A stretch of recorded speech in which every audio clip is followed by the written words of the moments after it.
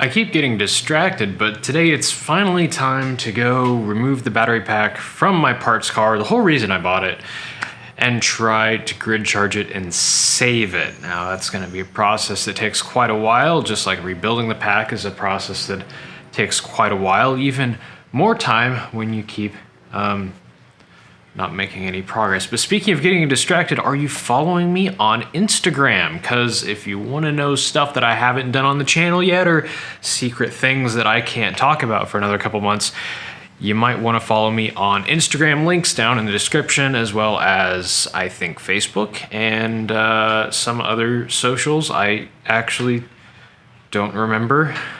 Anyway, right, Honda Insight.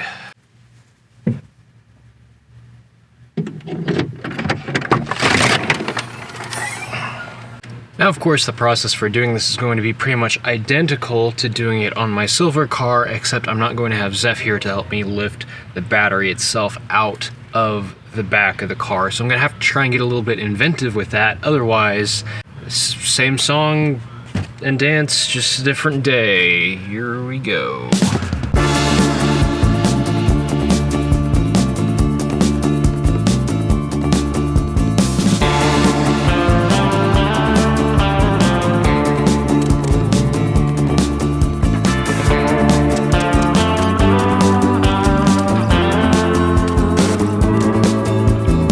Already this is getting quite interesting. I don't think anyone's ever been here. The on-off switch still had this protector locking it into the on position, which is now locking it into the off position.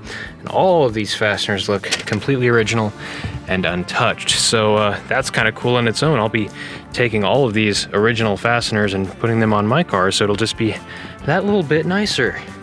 And they all come out super easy. What's interesting is these appear to be like a T25 or something like, or I don't know Torx sizes. A T something. I'll figure it out. And then we can hopefully get this cover off. Let's see, this cover has to come off. That bar back there has to, ow! Oh man, who put that there? Jeez. That bar back there has to come out, and this has to come off. And it's all fairly straightforward.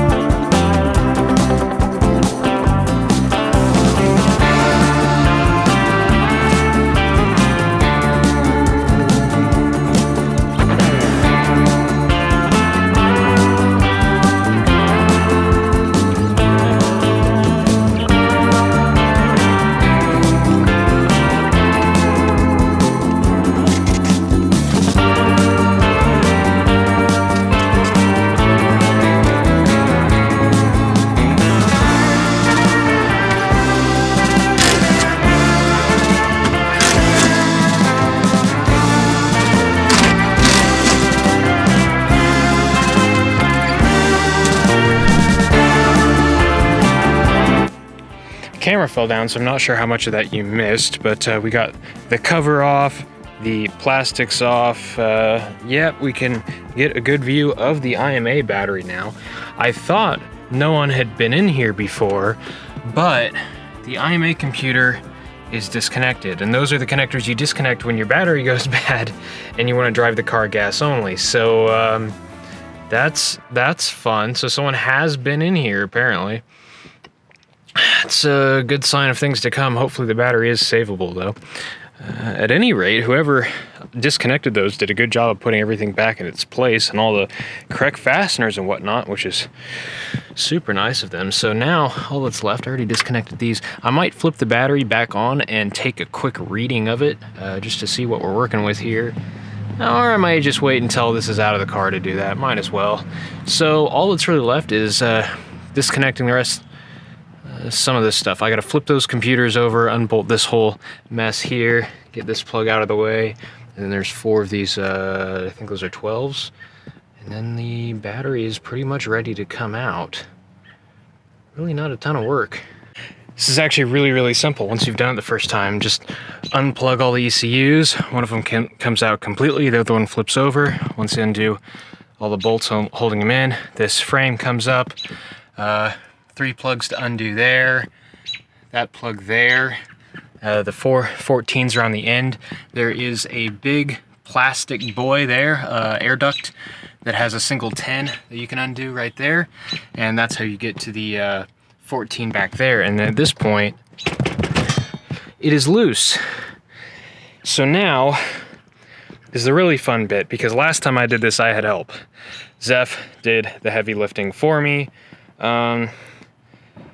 So I think what I can actually do, I think I can just lift the front diagonally this way and kind of slide it until I have it more in this area, and then I can lift it from there. Lift with your back, clearly. That's what sucks, is there's no way to lift with your knees because I'm over and down into the back of the car, so this is gonna suck tomorrow. But here we go.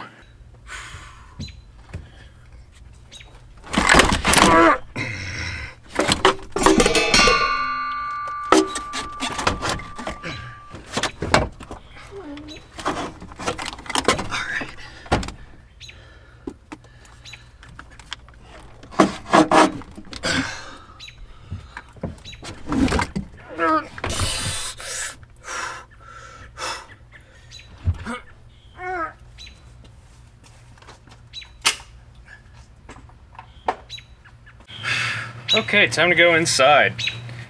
Holy shit. Battery. I don't know, it's like 45 pounds or something, but it's just a awkward SOB. Throw this in the garage next to the other one, but now what I need to do, somewhere over in this pile of stuff,